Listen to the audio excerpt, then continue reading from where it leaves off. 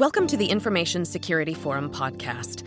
I'm your host, Tavia Gilbert, and today we're bringing you the first in a series of episodes focusing on Threat Horizon 2022, when digital and physical worlds collide. ISF Managing Director Steve Durbin, as always, is in the studio with me today, and we're going to be discussing the broad threat overview before we dive more deeply into a couple areas that demand more attention. Steve, we're heading into an era unlike anything we've ever seen before. Digital and physical worlds are on an irreversible collision course. I understand that by 2022, organizations are not just going to be newly challenged, but in fact plunged into crisis as ruthless attackers exploit weaknesses in immature technologies and take advantage of what is really an unprepared workforce. At the same time, natural forces will ravage infrastructure.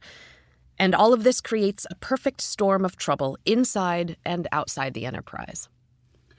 I think, broadly speaking, Tavia, that's right. I mean, it sounds very apocalyptic. It does. But I think that what we can be sure of is that certainly invasive technologies are going to be adopted across both industry and, indeed, perhaps more importantly, consumer markets, creating what I would say is an increasingly turbulent and, indeed, unpredictable security environment.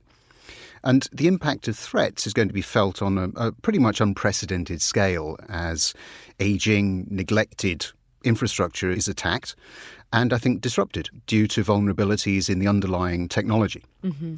I think even more troubling, perhaps, is a failure to understand the next generation of workers. And you and I have talked about that in many other podcasts. Right. I think there's also potentially a failure to understand the concerns of consumers. Mm-hmm. And I think also the risk that's posed by what I would term deceptive technology that's really going to erode what I see as being fundamental going forward into the 20s, which is the need for trust between organizations, consumers, and indeed investors. So the real challenge I think that we have to face up to here is that organizations are simply not going to be able to disentangle the digital from the physical. And they will be forced to respond to this growing blend of threats from new technologies, people, and indeed nature. And I think that's a very important point as well that is new in this threat horizon. We very often talk about threats from technology and people, but I think there's an environmental issue that we're highlighting in Threat Horizon 22. And so whilst the prospects of commercial success are going to still be enticing, I think this hybrid world is going to bring with it increasing dangers that have devastating consequences for businesses, employees, and indeed consumers alike. And really, when digital and physical worlds collide, only organizations that have taken decisive action beforehand are going to be able to prosper in the future. I know that you'll walk us through what some of those positive actions might look like.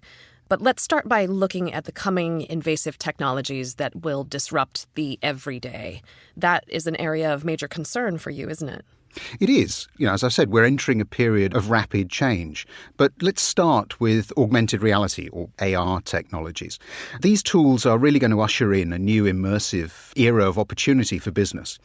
But attackers are also going to be able to compromise the privacy and the safety of individuals when systems and devices are exploited.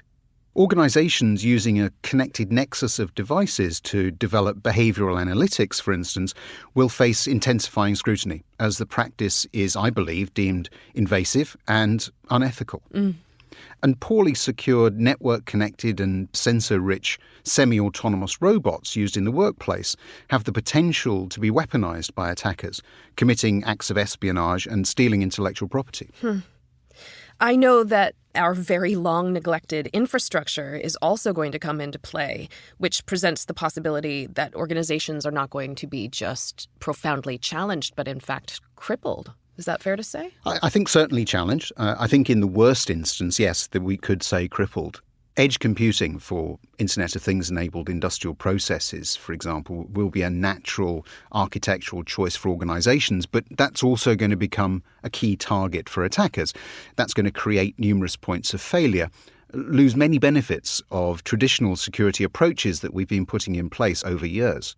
We'll also see extreme weather events increase in frequency and severity. We've seen a lot of that already, this year, with organizations feeling the impact on their digital and physical assets, and that's going to push business continuity and disaster recovery plans to breaking point, because I think all too often we've perhaps, and organisations have perhaps, focused on the digital element. Right. But this is back to the real theme of Threat Horizon 22. It's this combination. And I think that perhaps a number of organisations have forgotten that you also need to take into account some of those more physical issues.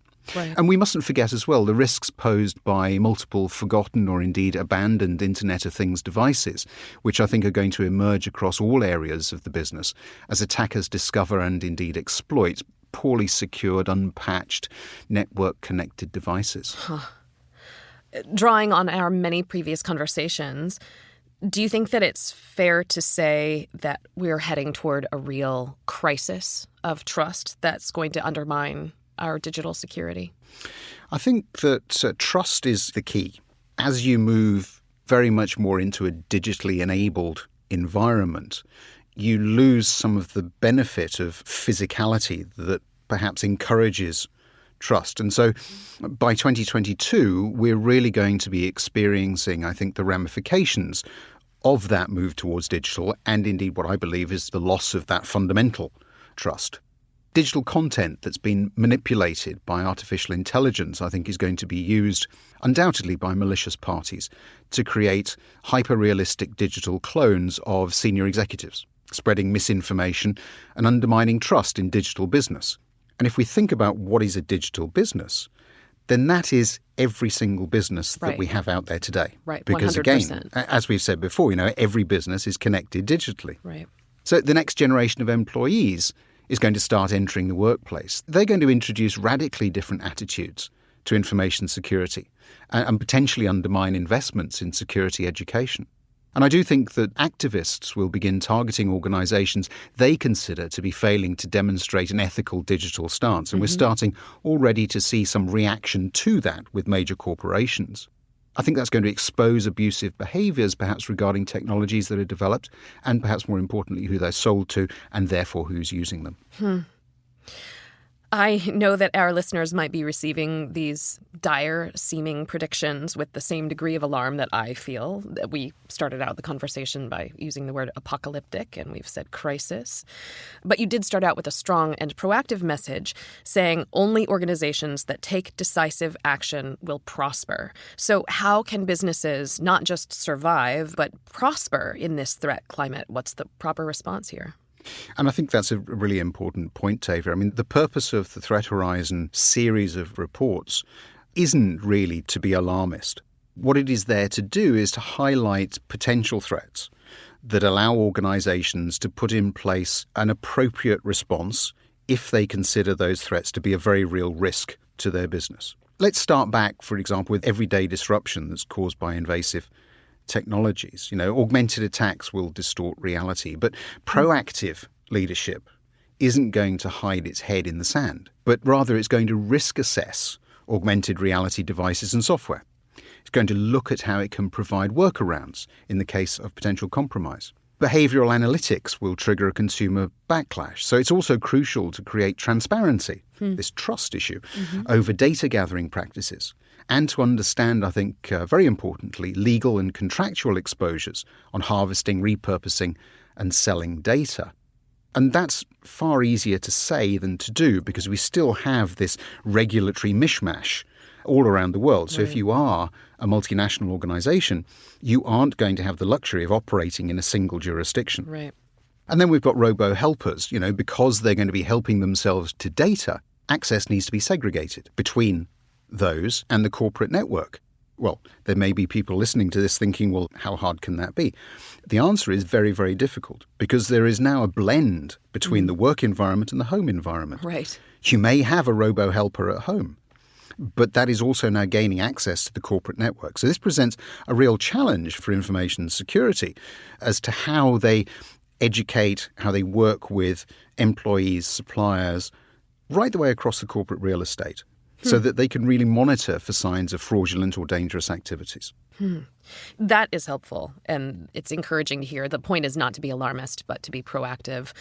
I want to turn back to the conversation about infrastructure. What's your recommendation for how corporations, enterprises, especially multinational enterprises, can deal with the enormous challenges posed by infrastructure weaknesses? Well, I think that edge computing, for instance, is going to push security to the brink. So we need to generate a hybrid security approach that incorporates both cloud and edge computing, reviewing physical security for edge computing environments in the context of operational resilience. Extreme weather events will wreak havoc on infrastructure. So, as an example, a proactive leader needs to review risk exposure, consider the location and the relocation, perhaps, of strategic assets, transfer risk to the cloud or outsourced service providers. And again, this brings us into this world of having to look at the overall extended corporate real estate, because you don't control that anymore. You have to work with third parties, both upstream and downstream. So the notion of risk, the assessment of risk across the real estate becomes very much more important. The Internet of Forgotten Things, as we refer to them in the report, is going to bite back. So again, security leaders must incorporate IoT into the IT sourcing strategy. Ensure a rigorous procurement procedure. We haven't had that around IoT to date. They need to create an IoT asset inventory, run an active decommissioning program. These are just some of the examples of things that you can do proactively if you have gone through the process of deeming that the threats that we're highlighting in the report are indeed a risk to your organization. Right. Here's a question that could be many episodes alone and probably will be in the coming year. But what in the world can we do to address the mistrust and the disinformation that so undermines not just business, but society at large? Fix that for us, please. Yeah, and all joking aside, this is a very real issue, I think, for many organizations and indeed individuals. Deepfakes tell true lies. So what does that mean? Well, CISOs, CIOs need to be incorporating an understanding of deepfakes into their security awareness programs and protecting against related scams such as CEO fraud, for instance, which we're seeing increase. The digital generation, is an absolute scammer's dream. So the appropriate response is to review and update social media policy. Social media is not going to go away. We're not going to stop using it. We have to update our policy to reflect changing generational attitudes to information protection, creating tailored training and awareness materials that are appropriate. Activists are also going to expose digital ethics abuse. So again, board leaders need to formulate a code of ethics relating to information and technology use and incorporate ethical dimensions into information risk assessments. Now, all of that, if we think about it, is a real extension of the overall scope of information security that we've traditionally talked about. So for me, what Threat Horizon 22 really does is reflect that, yes, digital and physical worlds are combining, but much more importantly, reflect the fact that we're going to have to change our overall thinking about the way that we deal with the risks that emanate from some of these threats if we're going to be really effective in addressing some of the issues that we've just been very briefly talking about through to 2022. Right. It seems like the antidote to mistrust is to become more trustworthy. The antidote to disinformation is to have more transparency. Maybe this will really show which businesses are the best, which have the most integrity. Do you think that's possible? I think what it will do is certainly require some pretty fundamental changes for very many organizations. And what I find interesting is that already we're seeing organizations in the financial services sector, for instance, that are talking about ethics, that are talking about, how they're going to embed that into their boardroom procedures, policies, corporate strategy, and so on. And I think that is something that certainly will continue. Well, I think that's a positive outcome of this difficult time, so that's great.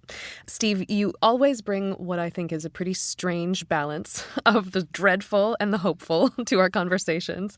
I think dreadful is a fair word to describe the Threat Horizon 2022 in some ways, but I think that the answer is to not wish it were different and continue with business as usual, but to develop a forward-looking cyber resilience strategy, enable threat analysis and the formulation of potential impacts and responses, and brainstorm risk treatments.